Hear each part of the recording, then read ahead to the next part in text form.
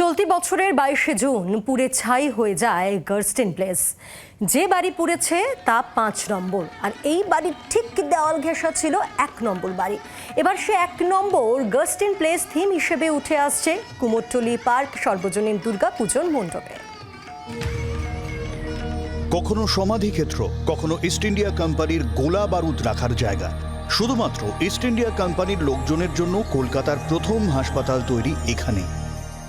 কখনো আবার ইংরেজ স্থপতি তথা টাউন হলের নির্মাতা জন গাস্টিন এখানেই তৈরি করিয়েছেন 5টি বাড়ি। ব্যবসায়িক কাজে ব্যবহৃত সেই 5টি বাড়ি পরে হয়ে ওঠে গাস্টিন প্লেস। কলকাতায় একসঙ্গে ভূমিষ্ঠ সেই 5টি বাড়ির 1 নম্বর বাড়ি থেকেই পথ চলা শুরু হয়েছিল ভারতীয় বেতারের।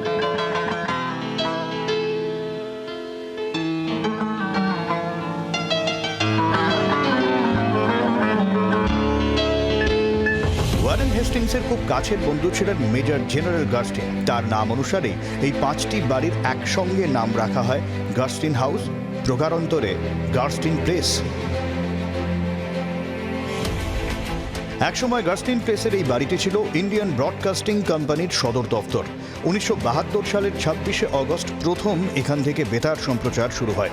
1936 সালে সরকারি অধিগ্রহণের পর এর নতুন পরিচয় হয় অল ইন্ডিয়া রেডিও। 1958 সালের 15ই সেপ্টেম্বর আকাশবাণী ভবনের সবটা সরে যাওয়ার আগে পর্যন্ত জওহরলাল নেহরু থেকে বল্লভভাই প্যাটেল সহ অনেকেই এখানে এসেছেন। 1936 সালে এখানেই মাসোহারার বিনিময়ে সঙ্গীত শিল্পী হিসেবে নিয়োজিত হয়েছিলেন কাজী নজরুল ইসলাম। 1937 সালে এই ভবন থেকেই প্রকাশিত হয় বেতার জগৎ পত্রিকার শারদীয় সংখ্যা। 1938 সালের 25শে বৈশাখ কালিম্পং থেকে আকাশবাণীতে নিজের কবিতা পাঠ করেন রবীন্দ্রনাথ ঠাকুর। তা আকাশবাণী সম্প্রচার করে।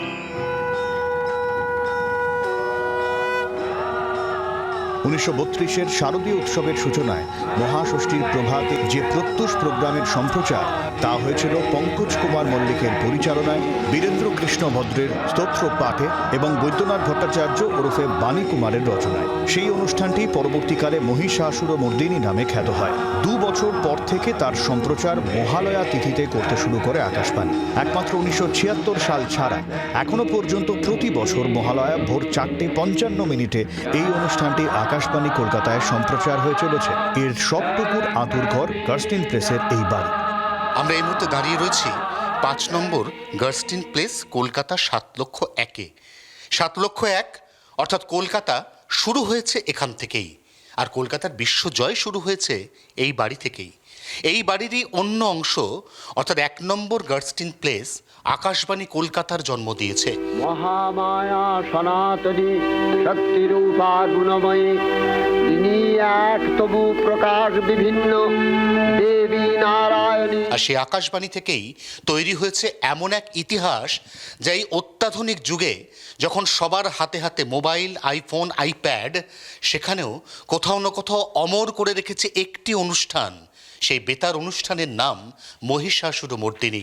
1 নম্বর গাস্টিন প্লেস আমাদের কাছে একটা নস্টালজিয়া, যে আমরা মহিষাসুরমর্দিনী, মহালয়া এগুলো যে শুনি, যে বাণী কুমার তার রচনা থেকে শুরু করে বীরেন্দ্র কৃষ্ণ ভদ্রের পাঠ, এদের কণ্ঠে যে সুললিত সঙ্গীত, মূর্ছনা, এইগুলো সবটা নিয়েই মানুষের উন্মাদনা। 22শে জুন আগুন লাগার দিন চোখের সামনে বাঙালির স্বাদের এই বাড়ি পুড়ে খাক হয়ে যেতে দেখেছেন এই বাড়িরই একতলায় একটি অফিস ঘর করে কাজকর্ম চালানো কংগ্রেস নেতা ও কাউন্সিলর সন্তোষ পাঠক। সেদিন প্রথম আগুনটা আমিই দেখি। এখানে আগুন লেগেছে এই বাড়িটাতে, আমি 50 ইয়ার্স হলো। আর এই বাড়িটাতে যা ছিল আমাদের, মানে মনে হয় যেদিন আগুন লাগলো সে 3-4 দিন ঘুম আসছিল না। এইসব এখানে একটা শ্রুতি আছে, যেখানে ওই যে 1 নম্বর আকাশবাণী ছিল।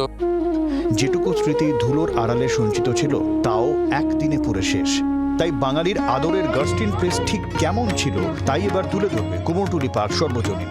গাস্টিন প্লেসের এই হতশ্রী চেহারা ব্যথিত করেছে কুমারটুলি পার্ক সর্বজনীন দুর্গোৎসব কমিটির উদ্যোক্তাদের।